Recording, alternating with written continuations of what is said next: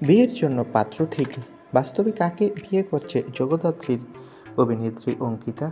বিস্তারিত জানতে ভিডিওটি শেষ পর্যন্ত দেখুন, আর আমাদের চ্যানেলে নতুন হলে সাবস্ক্রাইব করুন। 2022 সালে একবার ব্লুজ প্রোডাকশনের মিউজিক ভিডিওতে দেখা গিয়েছিল জগদ্ধাত্রী ওরফে অভিনেত্রী অঙ্কিতা মল্লিককে। ফের এবার এই সংস্কারী একটি নতুন মিউজিক ভিডিওতে দেখা গেল অঙ্কিতাকে।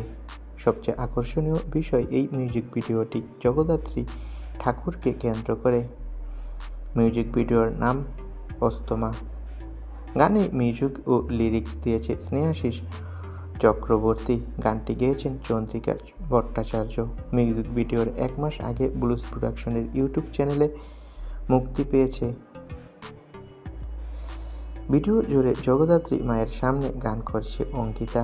ভিডিও দেখে নেটিজনরা লিখেছেন, জগদ্ধাত্রী পুজোয় গান গাইছে স্বয়ং জগদ্ধাত্রী। সম্প্রতি এই অভিনেত্রীকে নিয়ে একটা খবর ভাইরাল হয়েছে। অভিনেত্রী নাকি বাস্তবে বিয়ে করছেন। আসলে বন্ধুরা, অভিনেত্রীকে বিয়ের প্রস্তাব দিয়েছে তার এক আত্মীয়, কিন্তু সাফ জানিয়ে দিয়েছে তিনি এখনই বিয়ে করতে রাজি নন। আসলে তিনি কেরিয়ার নিয়ে ব্যস্ত। সূত্রের খবর বলছে, জগদ্ধাত্রী ধারাবাহিকের অভিনেতা সৌম্যদীপ মুখার্জির সাথে প্রেম করছে, মানে স্বয়ম্ভুর সাথে বাস্তবে জুটিয়ে প্রেম করছে জগদ্ধাত্রী।